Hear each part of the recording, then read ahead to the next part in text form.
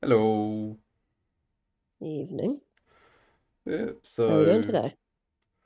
I think we were gonna talk about, or I suggested self-sabotage, because I stayed up late reading stuff on the computer last night while knowing I'd be regretting it in the morning. And it's like, why do we do this to ourselves? Hmm. Because there's so many things where you can know that you'll regret it, or know that it's not uh, things that if you stand back, you can look at it and say, yeah, I wish I didn't do that. And that really didn't make things better for me. But then you do it anyway. And then you do it again. And then you beat yourself up over it and feel terrible about it. And then do it again anyway. And it's like, yeah, beating yourself up is obviously not working. What's happening here psychologically? And it seems to be a reasonably universal Well, experience. it's like the flip side of delaying gratification now, so your future's better. Delaying a reward so that you have the reward later. You delay a punishment too. Future me will deal with that. I want the good thing right now. Hmm. I think it's something everyone struggles with. Yeah. Not.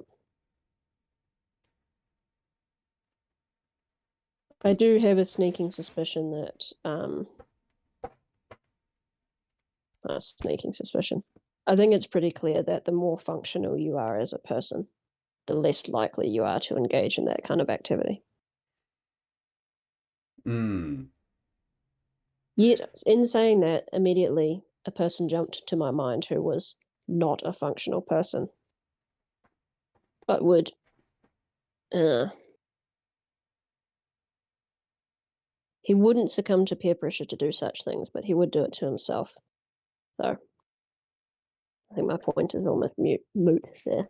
Well, that sounds very familiar to me. I'm not sure if you were thinking of me there, but it's like No, no alcohol and various other things. But, well, I've never touched alcohol, so I haven't no. succumbed to that one personally, but yeah. Well, he did all kinds of things like that, but it was always something like he wouldn't stay up late to hang out with people, Hmm. but he'd like stay up late for his own reasons. Yeah. Um, Because I'd been conceiving of it in the uh, consciousness or mind as a congress, in a sense, as a like a senate of pieces of self. And the bits that are saying, we want to keep reading, we want to see what happens on the next page, or they end up being louder in the moment than the one that's saying, yeah, but we'll regret this later, because they can say, yeah, yeah, but it's fun now. And the different aspects yeah, look differently at time, and some are very present orientated and not conscious of the future. I think there is still a decision maker present, Mm. though. And I think it comes down to how much the decision maker in said Congress actually cares about you, or, well, itself, because it is you. I think conceiving of it as cares about you is an interesting way of thinking about it because like the concept of self-love was one that I've always found a little confusing because like okay, I don't think it means hedonism and just seeking pleasure. I don't think it means high ego because that's not the framing that it's presented in. And the best version I've understood of it is if you wished the best for someone who was who you had responsibility for, like a child, you don't give them all the sweets and the lollies and the movies. You get them to bed at the right time so they'll be happy and awake at school. You get them some veggies so they can be healthy. You get them some fresh air and time to run around outside so they can exercise their body a bit and so on. And you get them to the doctor and the dentist when they need it, and you There is a remember to give them the flip pills. side to that.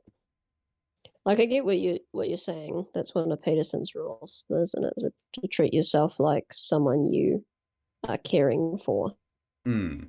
something like that.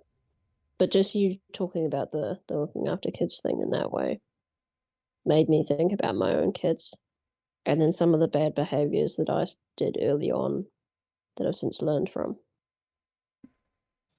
And one of them was actually masked in that virtue of like, you need to do the things that are right. But I wasn't doing them. Mm. I was putting them to bed early, but I wasn't going to bed early. I was giving them healthy food, but I was having ice cream. Things like that. Mm. I think in examining the darker motives of my soul, that a lot of what was passed as caring for the child was actually quite selfish. It's The almost. denial of giving them the luxuries that I enjoyed. I'm going to stay up late and watch TV and eat ice cream, and you can go to bed just because I don't want to deal with you. But, Mm. I'm not going to share my nice food with you because, then I don't have it. And I think parents will a lot of times do that with their kids, that they'll put greater demands on the children than they demand of themselves. Mm. And I get why people do that because they want their kids to be better than them. And I want my kids to be better than me And that can turn into because a I pathological have, need for your kids to succeed. Like, I think it's vicariously succeeding through your kids. yeah, but it's also a case of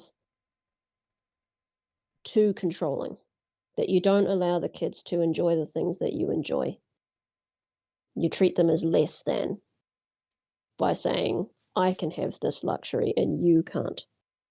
That's not you're better than me. Mm. That's controlling. Yeah. So we've changed that up, and I try to, if I'm having something yummy, I try to give some to my kids. Mm. And they're a lot happier for it. And the other thing I wanted to say was before when we said about caring for the self is that delay of punishment. I said that because um, there was a time in my life where I was, I don't want to say suicidal because it doesn't feel right. I didn't want to commit the act, but I also didn't want to be alive for much longer. And this was Mm. years. This was years. Um, Probably little under a decade of my life. And during that time, I would do exactly that, self-sacrifice, the future version, because I didn't care about him. And honestly, I didn't care about him because I didn't want to be around by the time the consequences caught up with me. Mm. And that was all like conscious for me. But I think in the average person, that big scale example of like I got into debt, quite a lot of it, because I didn't think I'd be around to pay it off because I didn't want to live. Um, and obviously that changed. But I think that is sort of the big scary scale example. But the little scale example of, I'm going to do a thing that I want now and damn the consequences. Future me can pay for that. I don't care about that. I'll suffer tomorrow. That's fine. I'm happy that I'll suffer tomorrow because I get to do the thing right now. And in some cases, even wishing the suffering on yourself through some sort of feeling that you deserve it. And that's a whole nother can of worms. That strikes me of parental influence, that one. Of I've done a bad thing and therefore I must be punished. Mm. I recently Um, uncovered in yeah. myself Uh, like I want to be better, extremely vaguely defined, but persistently, and that I've realized that's coming from a sense that I am not good enough now, and I'd I battled with that for a while recently in the sense of I didn't want to become arrogantly self overconfident, but at the same time saying that I am not good enough. It's like, well, on its own, I can tell from the evidence of my life that that is false, or at least it is not wholly true. And the balance I found, the sort of the third option from the Catch 22 was I've been trying to be better for a long time. So the bits that are here now are at least functional and they've survived the attempts at self improvement so far. And you can be confidently wrong or confidently ignorant in the sense of, oh, I made a mistake. Right, let me fix it now. As opposed to, oh no, I screwed up. I'm so terrible. It's You can still have confidence in dealing with your errors once you've done it before. It's like everyone screws things up. So when you screw it up, at least I've tried to tackle screw ups head on, as gut droppingly terrible as it sometimes makes me feel. How does Um, it make you feel? uh, Consequence dependent, but It's a social reasonable consequence, sized screw up. dependent. Um, yeah, it's social consequence, not so much the actual consequence. If So it's you screwed up in a relation to someone who you shouldn't screw. Say you screw up at work. there's a oh, I've heard it termed the oh no moment of I've screwed up in a big way and no one else knows yet. Your gut drops. It's like the bottom of your stomach falls out type feeling. It's like that sinking feeling, and then oh no, I need to tell someone that I've screwed this up, and then I've had this. yeah, and then go and tell them, and there's several different environments I've been in where that then led to a verbal ripping into, which with the ex it got more than verbal, but that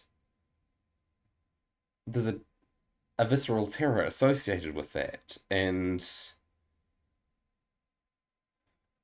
I wonder if it's I'm just developing the thought as I say it, so that's why it's a bit disjointed. But the timidness may have been a defense mechanism to that, and then the confidence is I've been working on the confidence to say no because I'm a very agreeable person, not no in the sense of a violent disagreement way, but a quiet, calm, polite. No, you can stop ripping into me now. I want to go fix this. Or no, I disagree with you. Or no, I'm not going to do the thing. I'm not going to agree with you just because that's the socially acceptable thing. Or I'm not convinced.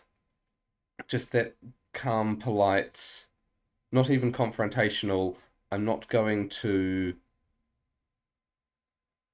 go along with something just because that's easier. And it's a goal. I'm not there yet, but I'm thinking that would be an improvement to myself. And Hmm. in seeking that confidence to say no, it might have been a side effect of it, the ability to say no to the stand there and let me punish you type situation that happens when someone's verbally ripping you out. I think there's something rather valuable there. And I think I've been sort of working through it on my own front at home as I've been going through a lot of my own trauma, my issues from my childhood. Sorry. Um, I was thinking about the way I was with my first daughter when she was younger, quite a while ago now, and then how my family was with me as a kid, my mother, and the same with my wife and her parents, and then with what you're describing with the timidness. And I see it all connected. And it's connected to this idea that I've been thinking about recently, that I actually got from Rogan, believe it or not, that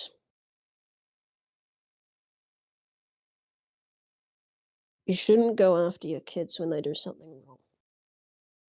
It shouldn't be a case of you did that, that's wrong, that's bad. Because I think that that's what creates that response of like, oh no, I don't want to screw up. One, so that's your timidness, that's your afraid of the world, because your parents are a model for the world. You did something wrong, you get yelled at or you get hit, like some of us did. Um, and I think that's why that gut dropping moment happened. Like I had that not too long ago at work. I had a bit of a fuck up, reasonable one, and no one knew. And I went home, and it took me like an hour and a half to convince myself to go and tell my boss. I was terrified. I thought I was going to lose my job. I thought I was going to get yelled at. It wasn't even a deal. Like I called him up and told him about it, or he called me, and I went over and saw him, and he was calm. It wasn't a problem, but I think there is something there about the the way that we tell off our kids. We people tell off their kids for doing something wrong. Like they're a good kid, and then you did something wrong. That's bad. Don't do that. Punishment. And it makes sense to me that you get that gut dropping response and then that timidness. I see that in myself. I've experienced that. I see that in my eldest daughter, who has that timidness and is afraid to get things wrong. I haven't been like that with her for like a year and a half now. To make that point, and where my youngest never experienced that, and she is very, very confident. She doesn't fear doing anything wrong ever. Um, and what I got from Rogan on this topic was he said that he speaks to his children when they've done stuff wrong, and he says like, "Look, that wasn't great. You probably shouldn't have done that, but I did that too. I, as the parent, when I was your age, I did all of the wrong things. I lied, I stole, I hit, I swore, I did all the bad stuff. Same as you. And I'm not going to punish you for it, but I'm just trying to tell you that, you know, these things won't help you." And I've tried to incorporate that with my kids now, and it's worked so well. I think it's really something of going, look, kid, I fucked up in all the ways you can ever do, more than you have and more than you probably will. I'm not better than you, but you can probably learn from some of my mistakes if you listen. And there'll be things that I don't want you to do, and I'll sort of ask you not to do them, please. But I'm not going to get mad or yell at you or hit you or be aggressive. Um, and it took a bit of convincing for myself and my wife, as both our parents were rather like that. And when it's done to you, it's hard to change your way out of it. Her parents were particularly bad, but mine weren't great either. Um, We were sort of on and off for a little bit and thinking about it and looking up research and trying it and seeing how the behavior went. Um, I can report it's an absolute success.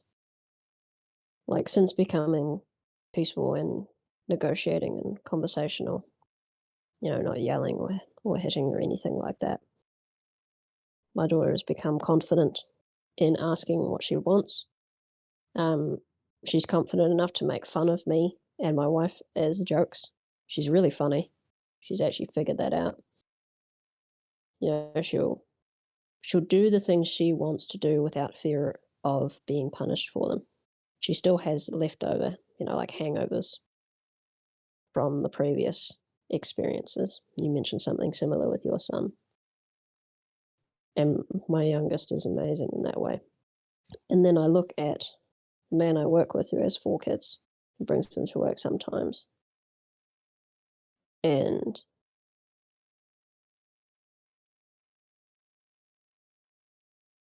he's not good to his children. And in turn, they're not good to him or each other. It's just like a web of hell with them. They're consistently fighting, yelling, and screaming, and all kinds of horrible things to each other. And then he'll come down with force to try and stop it and not pay attention to who did what and just indiscriminately punish. Mm. And then they're more outraged, as you can imagine. And you can just see it playing out. It's like the youngest one is what I'm worried about. So he's like 4 or 5 now, and he's really bad. And from what I know about kids at that age who can't be socialized, it's like it's very likely that he's going to become criminal because of that experience. Mm. Yeah, the thing that I was talking about with Tasman, they're trying to keep names out of this, but oh well. With my Eh, son, I doubt they'll find anyone will be able to find you from that. yeah, yeah, just privacy for the future, you know how it is. Everything on the internet's eternal. But Well, it'll oh only matter if we are successful, and if we are that successful, then we might as well be public anyway. yeah. But for the first 2 years, he was jumped around a lot between households. My parents, uh, me and my ex, her parents, and it was very unpredictable for him. And Mm, so he's got a I don't want you to go clinginess. He does have the confidence to do his own thing, and like if we're in a park, he'll run off to the other side of it and play sometimes. Or if it's like if he sees a playground, it's like he's off and not looking up if I'm following. I've been working on that, and that's been getting better. Um, and overall, he's a good kid. He's well behaved, and I can negotiate with him. And like, if I get upset, it's normally because he's frustrating me. Like, come on, we need to get your clothes on or off or shower or whatever. It's like we need to do this thing. You need to come help me do it. And he'll be resisting that in some way, and then I'll get grumpy about it. And I I've figured that trying to hide the emotions that his actions trigger is a bad thing because, as you said, parents are a microcosm of the world that the kids learn from, and so a infinitely patient parent would not be a good thing. But at the same yeah, you're also time, teaching them not to show emotion if you do that. mm, If you hide you're crying or you're angry or you're grumping, then they're going to think, oh, I shouldn't feel these things because yeah, no one else does. yeah, and sometimes I've uh, got grumpy at him and raised my voice a bit and gone off, and then he's just a bit, and then he said that that was scary, and there's been cuddles and snuggles, and I've said sorry, and I'm trying to be a good dad, and so on, and like not It's really pretending to be important, that one. perfect. Yeah. Yeah, that's really important. I fucked up and I'm sorry. And like, I still have a lot of issues from my younger life, and Mm. they still come out sometimes. But it's the case of like, I'm sorry. Yeah. And you get to the point, I think, where the kid will turn around and go like, "That was wrong." And you go, "Yeah, you're right. I'm sorry." Mm. Yeah. And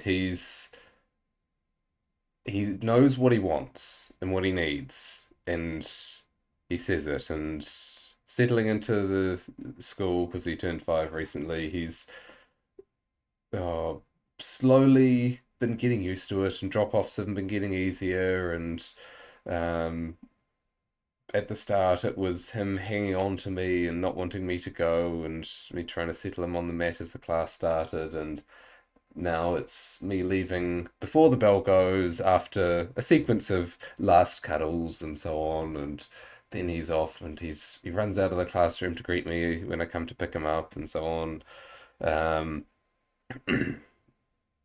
but I let him have a bit too much time watching videos because my sanity and trying to work out the right way to cut that down. But if I explain things to him, he might not like it, but he'll go along with it. It's like it's not just an arbitrary thing. And when he's doing something wrong, it's like saying, "Well, if you keep doing this, I might need to take a monster truck away," because toy monster trucks are his current favorite thing. And then it's like normally it's if I get to 3, I'll have to think of something to do, and then that's usually enough once I start counting. And after a build-up period, of course, and then you get almost to the point of the promised punishment because it's small enough one that I'd be very happy to carry it out, and so he knows it's not a bluff. Mm, And then he'll scramble to do the thing as I count through 2, because 1, 2 gives some idea how long it'll be till 3, unless yeah, you it's a stretch it. difficult situation with things like that, where it's you don't want to do punishment, and we're trying our best to not do. But there's some situations where it's like, look, you got to do the thing. Hmm. Um, I don't have the answer for that, and I can't think of punishments that we've done for our daughter in quite a while off the top of my head. Um, I think with her it might just be easier because she was so used to the old way that now when she is asked to do a thing, she's like, yes, sure. Hmm. Um, and I think there's also a bit of a need to please us there, which is probably a resultant of the previous issues. You mentioned him bouncing around between caregivers in different houses. Hmm. I assume you're worried about um, attachment, about feelings of abandonment for him.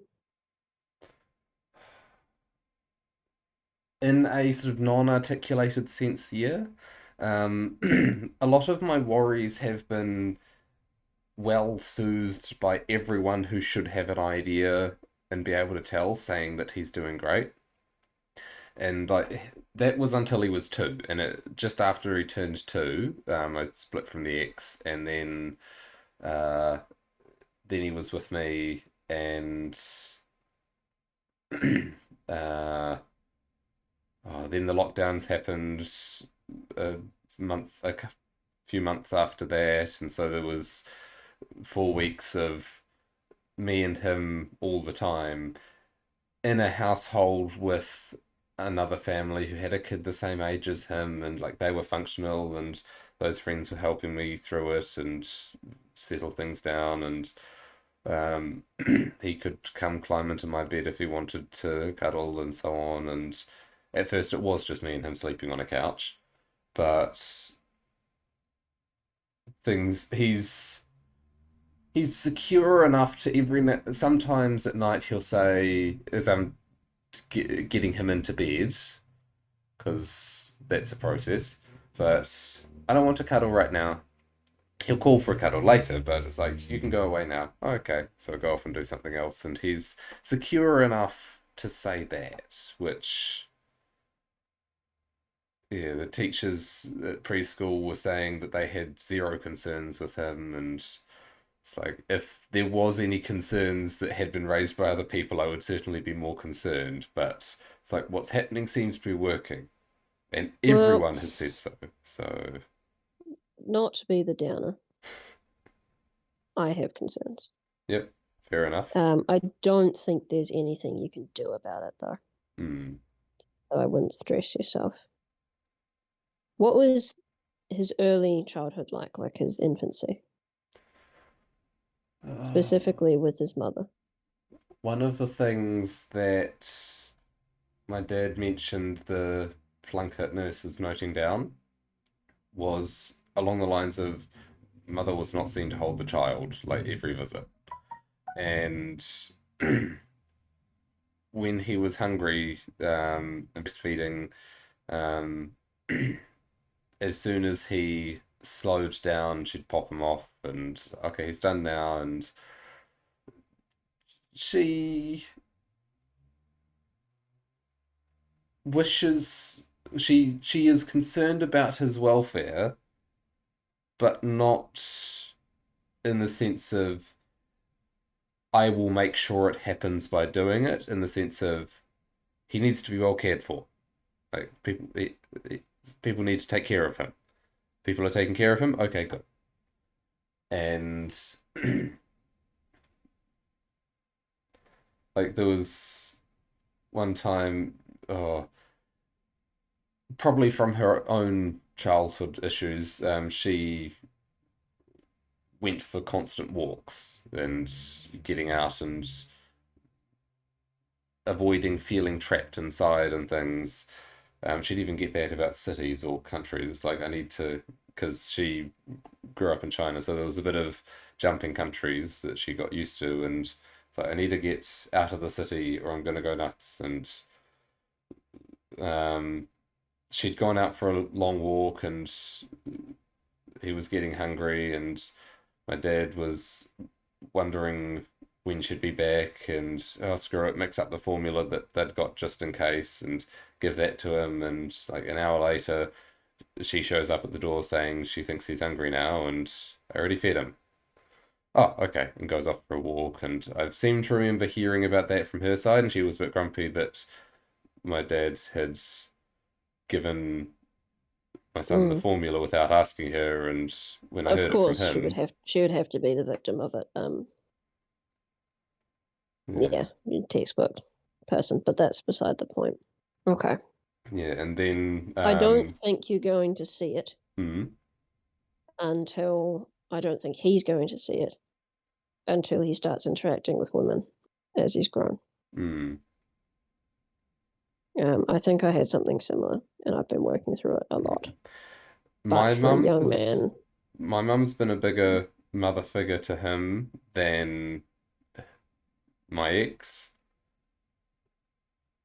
yeah, Um, but it's the consistency that's the hmm, thing. It's that consistency of attachment that I have her, she's the world, and she's here for me. hmm, And when she's not, she's gone, that's the world gone. I'm alone. I'm afraid. hmm, yeah, I think that that is something that's so fundamental, and you know, even beyond your situation with your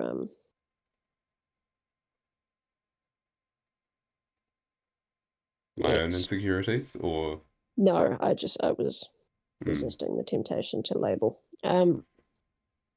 I think that that's a major problem in the Western world, and I think it's only going to get worse. hmm, I think it has a lot to do with the sexual problems that we're seeing as people have grown up. But you know, kids are born, they're with their mother for a short amount of time, 6 weeks or whatever, and then they're off into care, and mother goes off back to work. hmm, However long, it sort of doesn't matter. Um, that's devastating to a child. I don't know when it is exactly. I have the book on the shelf next to me, but I'm not going to pull it out and read. But it's quite a while before the child even realizes that um, when mum is gone, she will come back, or that she exists Mm, when she's not there. Like object permanence actually takes quite a while to form, yeah. and that that insecurity around the most important bond in the world, and the most intimate bond in the world, which is breastfeeding mother, not having that is, I think, devastating. Yeah. And I think it's actually particularly bad for boys. So I think he'll be fine through childhood and into his early teens. And then I think he might see trouble there about um, feeling like he won't ever be loved or can't be, something like that. Now, if he finds someone and works through that over time, then he'll be okay. But it'll take a lot of time and pain. Mm, yeah, because I've But if not, then you'll have some trouble. yeah, I have wondered about similar things from my childhood because it's very hard to pin down which sort of path of the course. Mm. But um, Mum grew up in a Dutch household in this country, so both her parents came over from the Netherlands and then met here. And I always felt, oh, out of my two parents, she was the scary one. Mm. That's not a good sign. And I wonder, you made some comments when we discussed, or when a conversation touched on that previously, that might link to some things we'd talked about. And it's Like your susceptibility to being targeted by your ex. yeah, yeah, and the not feeling good enough or the need to be better. It's like um, I've got dyslexia and a couple of things, but enough IQ to compensate. And when I was in year seven, just before I started homeschooling, I went to the teacher insisted that the past tests I'd had must be rubbish because she wasn't seeing any of it in her classroom, and so insisted my parents take me to get more psychological tests. And they did, and they showed the same thing and more. It was like 90th percentile here, there, spelling 25th percentile. And she looked at that, so I have no idea who this boy is. He's not the boy in my class, and had no idea how to handle me. And then my parents homeschooled me, which basically for a while was take me out of school and let me recover. And it took, I forget how long Dad said it was, but a couple of years or something to recover enough that the thought of sitting down and learning something didn't provoke an immediate backlash. But at the same You're lucky time, enough that you got out of that system. yeah, at the same time, I kept learning just from curiosity and correspondence school to get university entrance, then off to uni, and that worked. But it was, oh, the teacher in that final 6 months, the way I've described her was that if you have a rebellious kid who's sort of got their way with every teacher by being rebellious, she was a good teacher. So she could take the kid who was the problem kid and give as good as she got, and the kid would then respect that because, oh, you're not a pushover. And Mm. that would work. But for me, where, oh, one thing that mum or dad mentioned, I'd put a lot of work into doing an assignment and printed it out on reused paper so it had something else on the back, which is how we always did it in our household. And then that was the thing that she picked on. It's like, why is it on reused paper? This is rubbish. And yeah, she wasn't the gentle, encouraging sort, which was more of what I needed. And then, because in the face of the other you froze. yeah, that freezing in the face of, oh, I'm trying You to know find where I'm the, going with that, don't you? not yet, not yet. I'm in the moment, not the where it's Okay. going at the moment. But I lost where I was. Apologies. Yeah, but I was just thinking about how that had mirrors with the ex and how when she got upset, it was that same sort of stomach dropping feeling until I got habituated to it enough to say to myself, "Oh, here we go again," and yay. But yeah, the freezing. It's like I And don't know take it what one to step do. further. Yeah, It relates to your ex. And what does that relate to?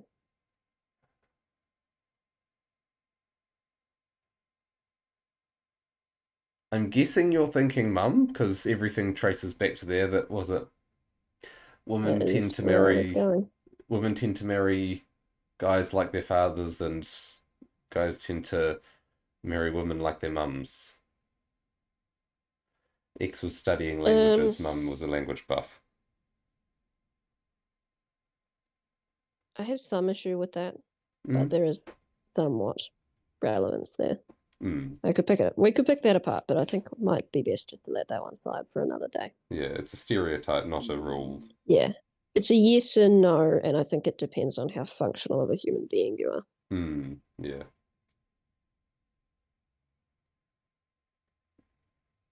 But I think that freezing thing does come back to where where your response to certain environments comes from, and that's the most baked in part of your brain, In and that comes from this your home, your training world. in the sense that the younger you are, the less you can do in response to perceived threats. So if you learn a threat No, young, you freeze, and then that carries forward. no. Mm,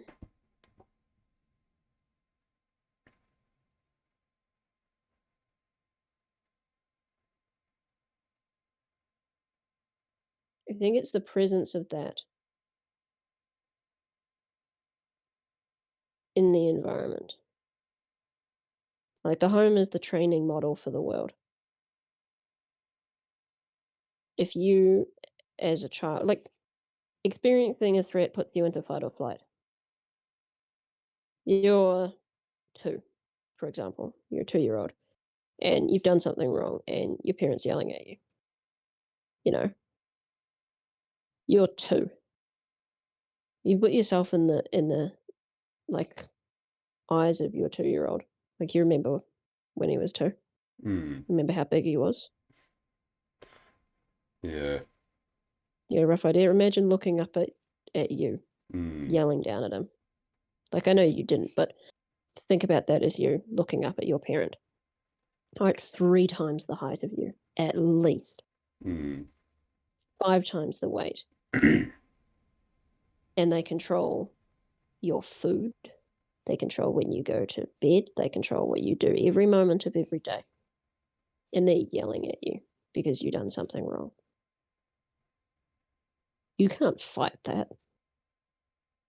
You have to freeze. You got nothing else. Your whole body will be surging with cortisol, which is really bad for you. Like the life expectancy for a child who was hit by their parent is 20 years less than a child who wasn't, Mm. Yeah. as well as like 50% increased risk in cancer, depression, suicide, anxiety, there's a massive list, Yeah. and it's horrific, A lot of and it cortisol takes definitely. It's like a little bit like every now and again a bad thing happens and causes some cortisol, or the kid cries and some cortisol gets released yeah, in a loving yeah, but environment. you'd be surprised how little it takes. But yes, it is an Mm, environmental factor mm, because, yeah, even having one, I think they call them ACEs, adverse childhood events, um, is enough to raise it. But when you're getting into like 3 or 4 plus, it's like it's bad, mm. bad news diagnosis. Yeah. Um, I'm just it's thinking of worth looking up and having. There is a test you can do, ACE test, adverse childhood events. For anyone listening, it's worth looking that up and doing the questionnaire and seeing what you get, mm, and then seeing the matching data set of what you are likely to experience in your life. And it sort of hit pretty hard home when my wife and I did that. I'm just thinking of a time when my son was with us and the X was flying off the handle and I ended up sitting in a room with my back to the door as she was beating on the other side of it, holding him. Yeah, that's enough. Mm, Or even her not being particularly present is enough to count as one. mm, You know, like one is like a 3% difference, but when you get into like three and fours, you're looking at like 20% on measures. Um, that aside, the general environment makes the biggest difference. But at the same time, if the child is worried about a thing that can pop out of nowhere, like that's a happy and healthy home until it's not, and mm, they know that can show up at any moment, then they're not really comfortable or relaxed, are they? mm. They're just watching and waiting. And that's why we've been really careful with our daughter, our youngest, because she hasn't experienced almost anything yet. I mean, blips here and there, but they don't seem to phase her at all. She just sort of looks at us confused, which is funny. Like she'll be screaming at the top of their lungs, and I'll snap and I'll yell at her, and she just sort of looks at me like, "What the fuck are you doing?" Like she's not afraid at all, which is exactly the way it should be.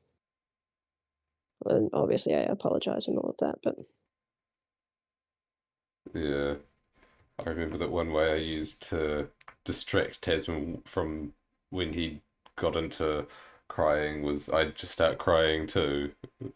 And in the sense of I'd start making the same noises, and then as he got mm, older, he'd it's like respond to mocking that by them. getting grumpy. Yeah, well, you're mocking him. That's what you're doing. You're mocking his feelings.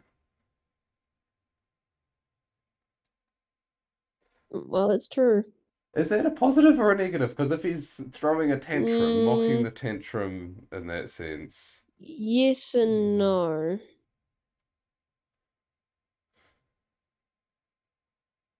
Okay. It'll depend on your answer to this question. Is it bad to be angry? Is it bad to feel anger? No, it's not bad to feel anger. Mm. It's actions that No. determine the bad or the. So what you want to be doing with a child who's having tantrums or is not telling them off for being angry or making fun of them for being angry Mm, is you need to convince them to go, it's all right, breathe, get that you're angry, but you need to get yourself under control mm, to help reinforce the part that regulates anger rather than make him feel bad for having it and then he tries to suppress it, which yeah, doesn't end well. yeah. That's I do more of that these days. The making crying noises at him when he was in a tantrum was more when he was one or two, probably. Mm. I feel like it's important for me to state that I probably sound like I'm a bit moralizing here. 100% Michael has been a better parent than me. There's no question that I um, was not great to my eldest for the first year of her life, a year and a half. Since I've been trying to do a lot better, and I feel like I'm doing great. But I just wanna make that point, that I am not some high moral authority here that has done great with his kids, and I'll tell you how to do it. Like, I fucked up, and I have fucked up pretty bad, and I fucked up pretty bad because I was fucked up pretty bad. Um, you remember what I told you about my wife? Hmm. About how she was effectively the same as your ex, the dark tetrad traits, the Hmm. I feel like we've listed them before. I might as well sadistic, narcissistic, psychopathic, and manipulative Machiavellian. 100% she was that, just the same as your partner. And I fought that for like 4 years, I think. And I'm not quite sure what happened, but it came to a head and she changed. She somehow stopped being that, and she has been exponentially more healthy since, Hmm. to the point now that she is far mentally healthier than me. She doesn't have troubles anymore. She's worked through them all. Now I'm the one who's screwed up and who needs help, which is like a bitter twist that I've, been coping with this incredibly broken woman for years. And now she's helping me. Which, don't get me wrong, is great, but um, Curveballs. Life seems to love what was them. that? Life Oh, seems to curveballs, love yeah. throwing curveballs at us. Yeah, well, she whatever it is that she needed to deal with, she dealt with. And I tried to teach her some tricks that I learned from Jung and others about negotiating with the parts of yourself, and that seems to have worked. Um, I've forgotten where I was going with this. I am by no means a well. Mm, I have to even stop myself there. We're I stumbling think and I'm doing all flailing our way right. uphill. Yes, I think I'm doing all right considering my life. I had a rough childhood. I had a very, very rough adolescence. And I've been clawing my way out of that for years. And I still suffer from it greatly. I am not some person who has had it right his whole life and is holier than thou preaching about it.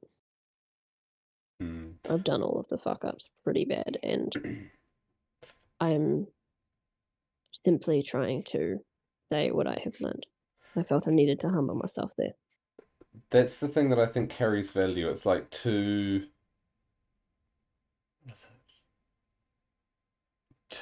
be in a good place on its own isn't a great thing. It's a good thing, but it's not like congratulations, you're in a good place. To get from a bad place to a good place is Mm. greater than to be in a great place and always have been there. So it's the journey from the darkness to the light that carries the wisdom, not the Oh, sitting in the light. that's funny. We all know that, don't we? We all know that a person who is a good person, who is always a good person, is sort of not earned, right? That's sort of common acceptance. Mm. That means that almost all people accept the idea that if you come from a good place and are raised in a good way and you turn out good, it's not your doing. How many of the That modern society, modern psychology's messiahs of superheroes have tragic backstories of some kind? exactly the point. But I think it's just important to note that it seems that our popular conception is conscious of it in one way, that your upbringing determines if you're functional or not. And you're completely like trying to turn a blind eye to what they do to their own kids and what was done to them because no one wants to face the trauma of their past because it means being critical of their parents. Mm. And then in turn of the way they are parenting themselves, which is even harder because everyone just does what was done to them. We know it at one level and we don't know it at another. The myth is there, but we won't make it conscious because it scares us. As it bloody well should. I think this is one of the most important issues on the planet. The Um, greatest value is where you least want to look. yeah. Well, this always comes back to my thing about the way to fix the world is to fix people. Mm. And no one wants to do that. They want to look and say, we need to fix the world. The problem's not me. I swear it. I'm good. Oh. Um, yeah. But you're right that those who have come from darker places shine brighter. What's that? That's the tree that reaches its roots to hell can reach its branches to heaven. Mm. You bring something back from the darkness that makes you greater than someone who was perfect from birth. Because they're not perfect. You're not perfect without the darkness. The idea And you of can't be perfect. darkness without being raised. Well, it makes me think there was a girl that was in my high school. She had everything. Everything. She was the prettiest girl in the school. She was the most smart. She had the highest grade. She had a great home life. Everything. But she was incredibly sheltered because of that. Not by force, but by being well put together and caring about her future and caring about herself and all of that. She wasn't down in the muck with the rest of us. Anyway, she came to a camping trip with us, a whole bunch of us, and there was this big fuss that exploded because someone drank some of her orange juice because she wouldn't have fizzy like the rest of us, so she got her own orange juice and trying to be healthy and concerned about bacteria and all of this. And to us, it was absolutely laughable because it was a case of that's the biggest problem in your world is that someone drank your orange juice.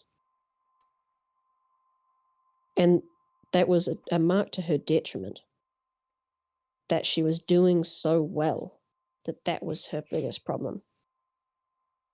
And it was a mark to her detriment because she didn't react well. She couldn't handle it.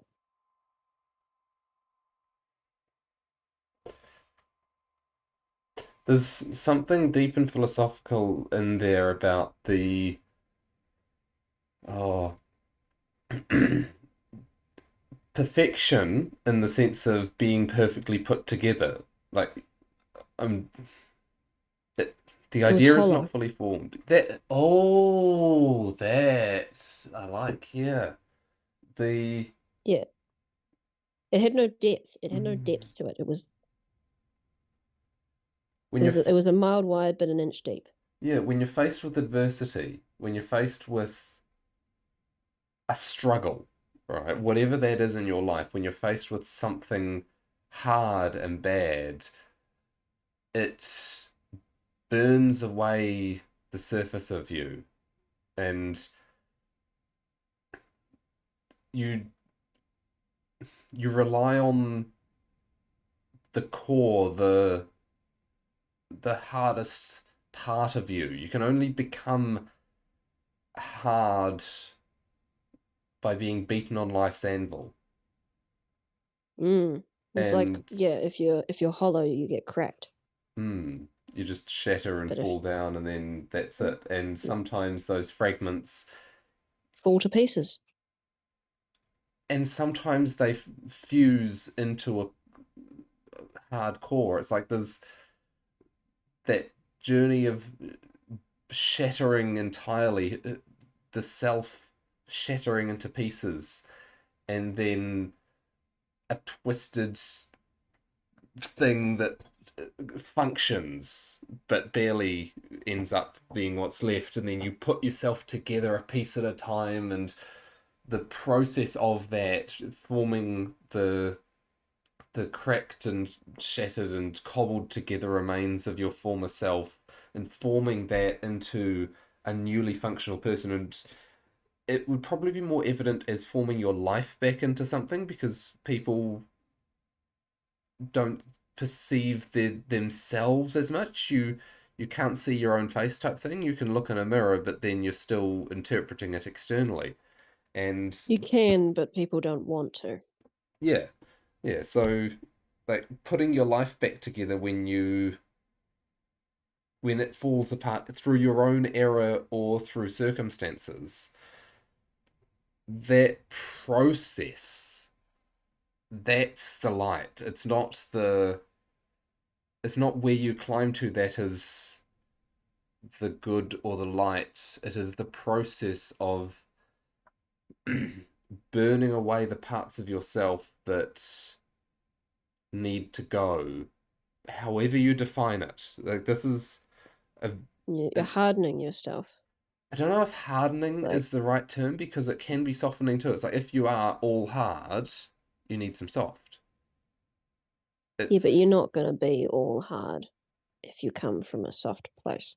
Oh, in that sense, yes. If you're coming from a soft place, then you need to learn what it is That's to be hard, and that's what I mean about that journey to the underworld.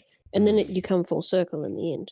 You go hard for a long time, and then you have to do the rediscovering of the inner child kind of thing, that reconnection with that playful part. I think mm, this all ties in very well with what we've been talking about.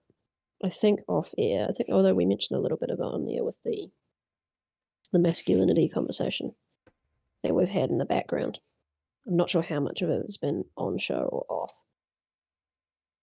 but that is something that you need to bring with you from the dark places you visit. I seem to remember you mentioning a figure that you described that had sort of been not allowed to come out, that was lurking mm. in the background. Yeah, the predator or caveman that I found Mm, tucked away or buried or imprisoned somewhere in my psyche for fear of causing harm. And I've been working on how to integrate that, and the ability to say no is the current best guess integration of that I've got. Like I don't want there's to also a dominate part of anyone, but it's like there's also a part of I want mixed in there that is valuable. hmm We can go into that, but I think it's worth noting that when we mention a person who has come from that kind of overprivileged, sheltered life, that they're hollow, and I think that that's the thing that's missing from the middle is the darkness at the center, because and the persona and the self that they want to be is all nice. It's all functional, it's all logical, it's all looking after myself, it's all nice. And then the second that they encounter something that requires a response of standing up for yourself, of that last sentence felt I'm like not looking in a mirror. afraid. Well, also the I'm not afraid. Hmm. Like, one thing that I've really learned is that, and I learned this too early because I was the person who was too sheltered during my childhood, but not my adolescence. So I walked into adolescence completely oblivious to everything a boy, a 6-year-old, effectively mentally. And I ran in hard into the social realities of a large high school, of sexual relationships, and at the same time, the thing that really affected me was my rabid curiosity found its way into some dark corners of YouTube, and I learned some things that shook me to my fucking core. I'll tell you that much. It took me a very long time to recover from that, but what I learned is that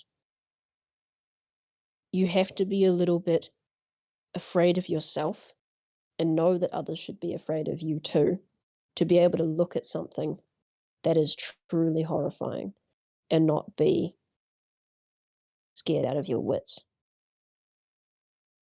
Because if you don't have that dark side of you, you wander across life and you come across something that is actually evil, it'll just traumatize you and you'll break and you'll fall apart and you might not be able to put yourself back together again. I'm just thinking of the people who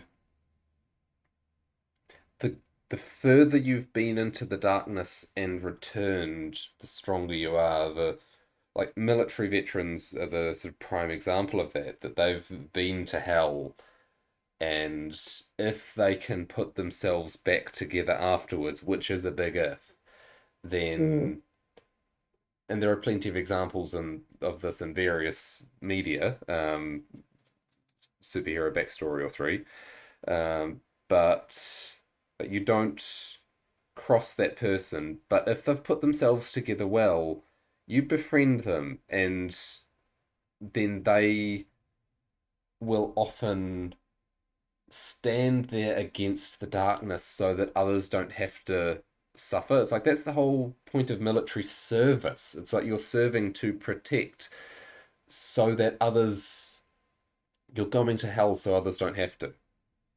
I think it's interesting that you have this notion when you think of people like that is to be near them rather than to be them. Hell's I just find terrifying. it noteworthy that you, upon lamenting of this type of person, your comment was you want to be near a person like that. Like, no, you don't want to be their friend. You want to emulate them to whatever small degree you can. There's a thing there in my psyche. I'm trying to pin down what it is, but I can definitely see that I pattern. think you're right there. There's something there. Yeah, like I got into amateur radio so that I could be the useful guy Who who, doesn't have to fight?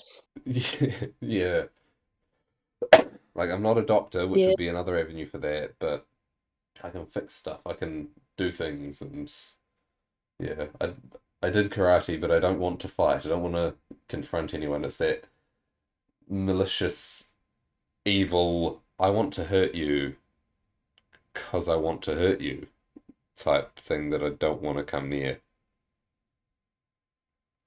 yeah. I think I've sort of got the opposite problem to you because of my experiences in adolescence that there's enough of that in me that that's the reason I don't want to come to blows with anyone. Hmm. It's like I have a hard enough time on a day to day basis managing that part of me. I don't need to be starting fights where it could come out because then I might get, it might act and then I will go to prison. Hmm. I will suffer the consequences for it. Like you remember the USAT programs and the unacknowledged stuff that we talked about a while ago? Which, sorry? No? No, not. That the special access program, um I'm talking like black book for the Pentagon kind of Oh. that kind of thing. Hmm. I stumbled across that when I was like 12 on YouTube. And I was quite literally a child mentally. Hmm. Um that was my first interaction with the wider world.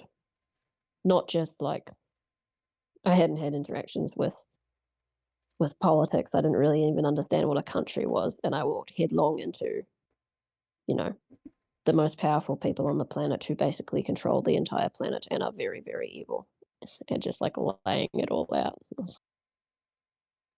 Hmm. That was fun to recover from. Um, I don't have a choice to. I never had a choice about voluntarily stepping forward and embracing that part of me Yeah. because I got crushed by that learning, and then I got crushed by the response within me. The And ever since then, I've just had to to struggle with the demons I have to not be the monster that I know I would be if I let myself. hmm. Yeah, I get. Whereas I feel like you've got the opposite problem, where Yeah. you're well put together and you're trying to voluntarily let the monster out a wee bit to strengthen yourself and become, more put together. That's definitely the net. Although, no, it'll be interesting to see how you categorize this because I've only got my own experience to go off. I Go for definitely it. I definitely get the sort of intrusive thoughts and like, oh, what is it? How does a bone break? And oh, so it only takes that much force to break off a finger. Apparently, it's about as much as snapping a carrot. So if you can snap a carrot, you can snap someone's finger off, and that's morbid.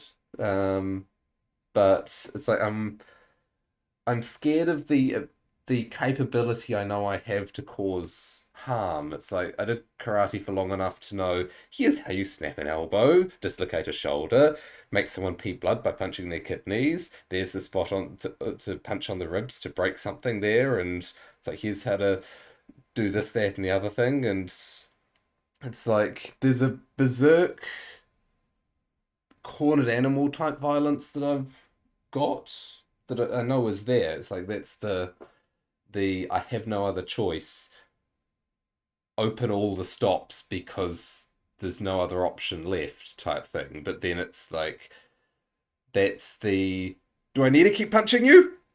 It's like, are you gonna make me keep punching you? Or are you gonna stop?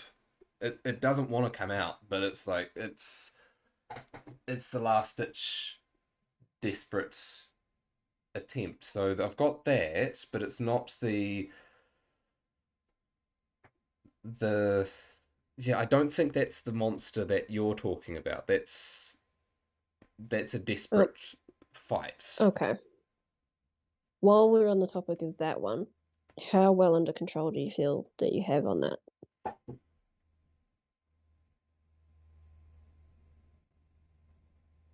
Like, do you get fantasies? Fantasies of hurting people? No. So I don't want to hurt anyone. I'm looking at starting up martial arts again, and I'm specifically thinking of Aikido because that's structured around not hurting your opponent. Like I want to get someone. Jiu-jitsu. Sorry. Jiu-jitsu might be a way to go. You've already got your striking down. Grappling would be the way to go, and that's what I would Hmm. recommend. I Yeah. wish I had one here. I only have karate, and not to be mean towards the thing you learned in, but if I could choose between all martial arts, that'd be like my last choice. Um, Yeah. but I'm probably going to do it anyway because proficiency is always helpful regardless, and I can't drive an hour and a half to go to any other place to do it. Hmm. Yay for the country. Yeah. At least I have fiber. Um, Yeah. I so think for it's the under good other part of control, it, okay, broadly speaking. It never. I don't get the I think fantasies beyond in the movie sense. Like you'd see some violence in a movie, and it's like you know it's fake, so it's okay. And it's like you mm, think, yeah, that's not very anatomically possible, and yeah, he's not getting up after that, and then he gets up, of course, and so on. But it's like, oh yes, he's dead or heavily injured for the rest of his life now, and you sort of you analyze that in an abstract way. But I really don't want to watch or don't enjoy watching things where people get hurt and it's not watching. fake, like the Jackass TV show. I see Yeah, no appeal I in that. can't stand that. Like, I actually agree. Mm. I think that's different. I think that's something to do with sadism. Yeah. Can't stand that. Um, I think there is something interesting about the fantasy of acting out. I do damage to that person, usually not real. I think that's something we should go into another time because I feel like there's a tie-in there with the video game question, which would be an interesting topic for us because you don't play games and I do have I've never found the a violent lot. ones appealing. Right, and I think that might tie into this somehow. I got a feeling that there's some subconscious exploring we could do there that might be Mm. interesting. Cause or As to your effect or point both. about, yeah, yeah. As to your point about the other part of the dangerous projection, which is the best way I can think of it. The predator personality aspect. Yes, I think it must be that part.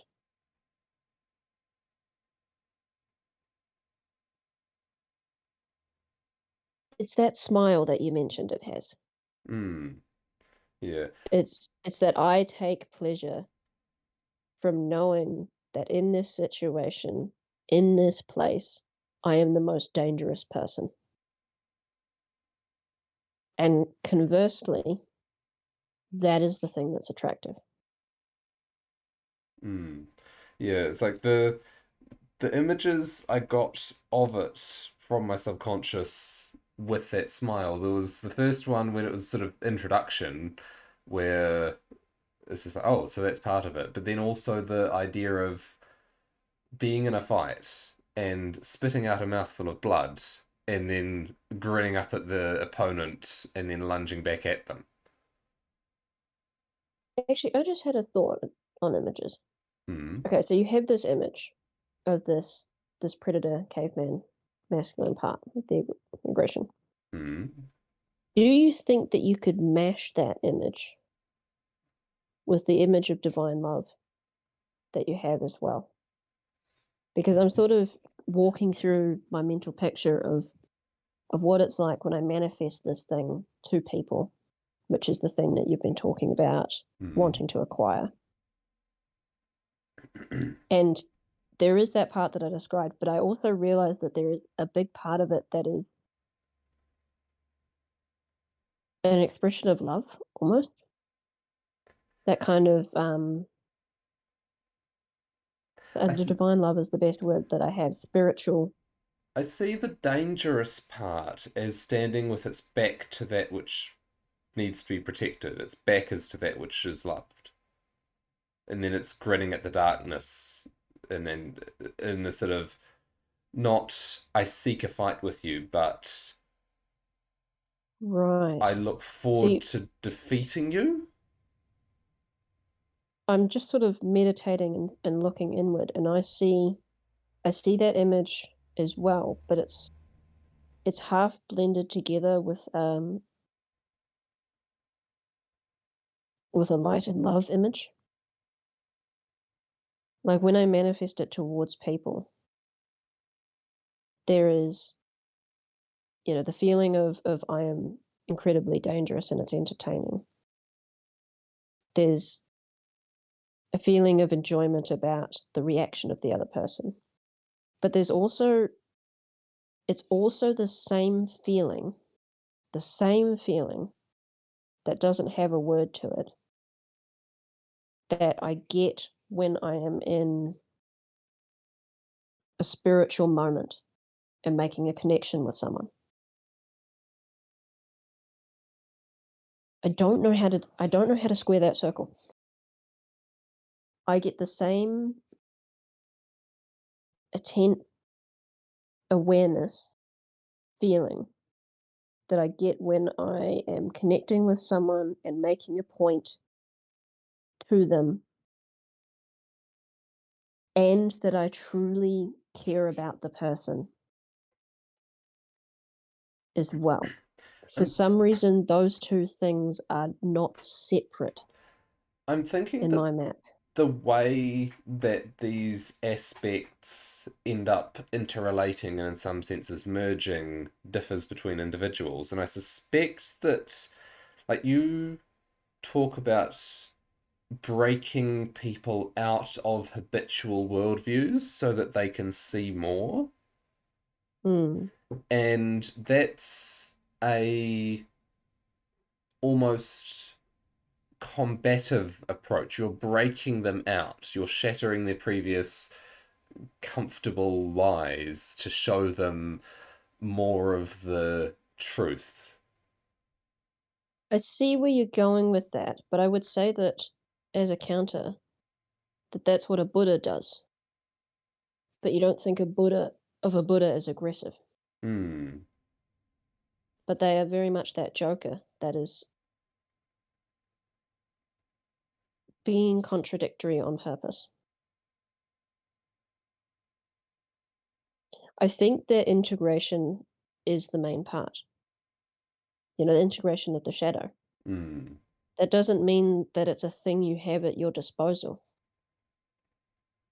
That means it's you. So I think my image of a monster, half a monster, that's also half a being of light and love, is the image of a human being that we should try and be. Or at least the highest that we can currently conceive of to aim at.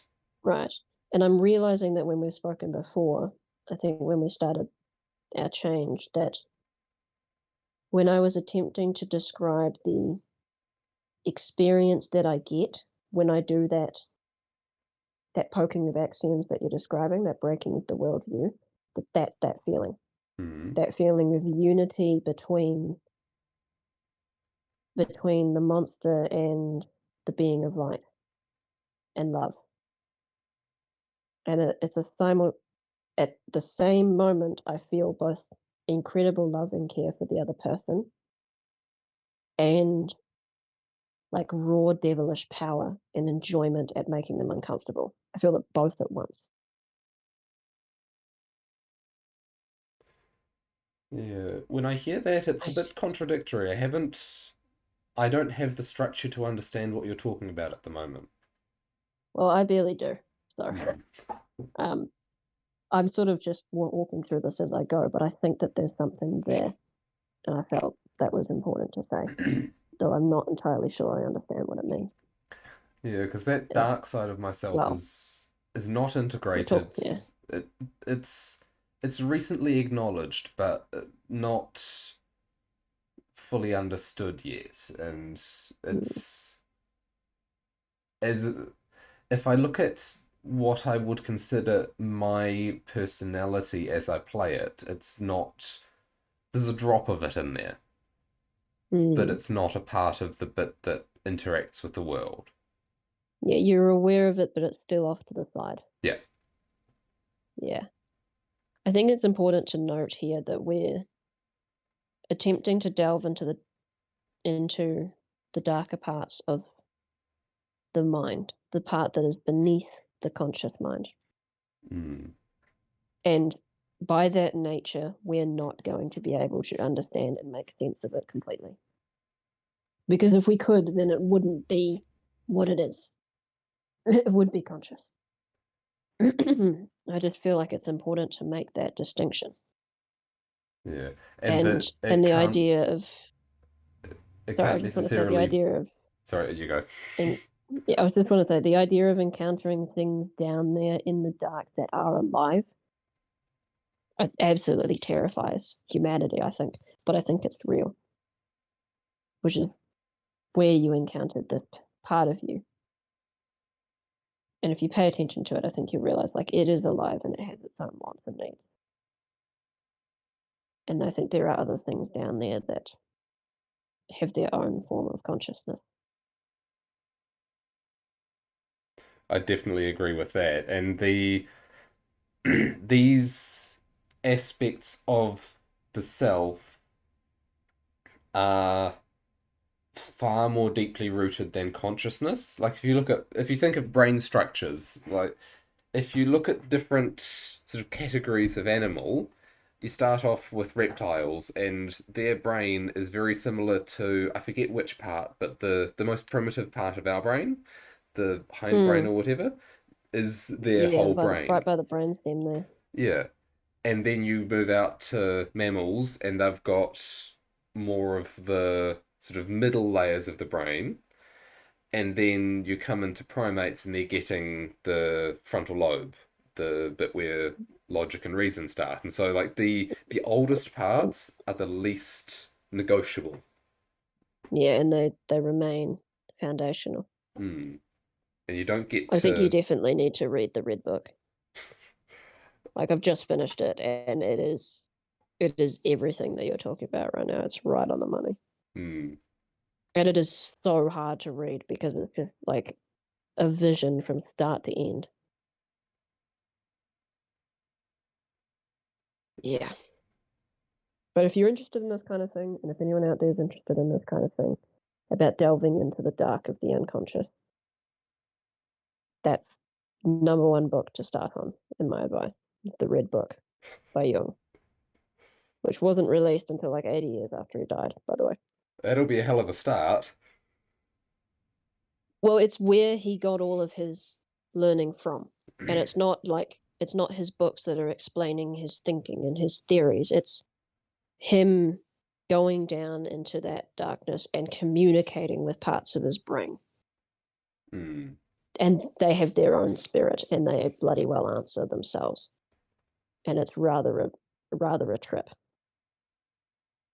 Yeah, Um, I was yeah. thinking that it's like that's in the deep end. It's like it'll it's a hell of a thing to start with, but it's certainly Well, that is truly mm, diving the deep end. You're right. It is. Um, but I feel like if someone's listening to this conversation, they've at least toyed with the idea. yeah. If I get this far, certainly, yeah. Hmm. Wonder if that's a nice round out point. Anything else we should I cover? think so. I think so. I think we nailed it. I don't think this is the last conversation we're going to have on this topic because I feel like this is, well, it is an infinitely deep well, Mm, but particularly the childhood relation side of things. And as we're both parents and we're both struggling through our different situations, I think there's a lot of value. I yeah. think that's a big problem with the world is that we don't talk about parenting. And people who do it in such a way that it's like, I'm holier than thou. Kind of, I know what I'm doing and you don't. And let me tell you because I'm perfect and my perfect. No. I have a perfect theory of how to do this so that everything will turn out okay. Yes, it's ideological, which is many people that I've turned away from because of that. And it's Mm, also, you know, even people who are like that and have their theory will never admit that they fall short of it. mm. It's the case of like, I have my perfect theory of like peaceful parenting or whatever, and I have never once ever done anything wrong towards. I was like, the same people will also talk about the trauma that they've experienced in their lives and what it's done to them. And it's clear that like you can't have both. Yeah. You're not that well worked on your problems. No one is. When I was healing from the ex, I had the image of oh, climbing up out of a sort of deep hole, which oh, think a crater in terms of the shape of it, but walking up a path through a sort of rather desolate landscape, but heavily fogged, so I couldn't see much. And then there were dragons around me that I had to fight, being the leftover emotional bits. And that at least the direction was clear enough. And I just kept working my way through that. Where now I feel like I'm out of the hole and I'm climbing up something and it's dark. And so I can see even less. And I'm floundering around trying to work out which way's uphill and sort of working my way up there. And that image of floundering our way around trying to find a glimmer of light to chase or um, trying to feel out the next step and work our way uphill. It's like, I think it captures the uncertainty of trying to do better, whatever that means to you. Mm. I think that's a good place to end it. And Yep. say for anyone who is listening to just think on your life, think on your childhood, and think about the behaviors that you have and how that can relate. And you might notice things that, well, you wish weren't the case, but it's always better to know than to not. And I hope you heal and get better. And you can do better. It's like that's categorically stateable that you can do better, whatever your situation, whatever terrible things life throws at your way, whatever mistake you end up making, you can handle things better than you would have without trying to handle them better. But only if you acknowledge it. Yeah. Acknowledge that you have these troubles and that you are not doing that great, If you don't then think you it's can improve broken, it. you can't fix it. Hmm. Then you'll double down when pushed. I think with that, we'll say good night. Yes. Good night, good luck, and yeah, good luck. No, wrong phrase. Adios. Yes. Bye.